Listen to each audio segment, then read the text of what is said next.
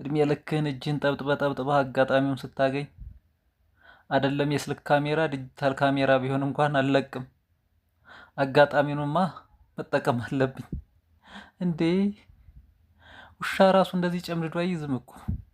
ውሻ ራሱ እንደዚህ አይቆልፍም። አልለቅም፣ እሞታታለሁ እዚሁ። እጄ ሰልችቶኛል፣ ግራ እጄ ቆስሏል። በቃኝ። የዛሬውን አጋጣሚማ መጠቀም አለብኝ። እሞታታለሁ። አጋጣሚውንማ ማሳለፍ የለብኝም ብሎ የተነሳ ጎበዝ። እንዲህ ልጁ ግን በጣም አሳዘነኝ። ህዝቡን እኮ በቃ የተሰበሰበውን ህዝብ እንደምንም አልቆጠረው። ከራሱ ጋር ራሱ አይደለም እኮ በቃ ስቷል። ትንሽ ቢጠብቁት እኮ በቃ ተዘልፍልፎ ይወድቃል።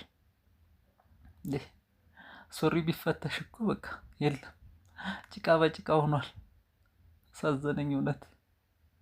እኛ ሰፈር ውሻ ራሱ ጃክ ራሱ እንደዚህ አይቆልፍም።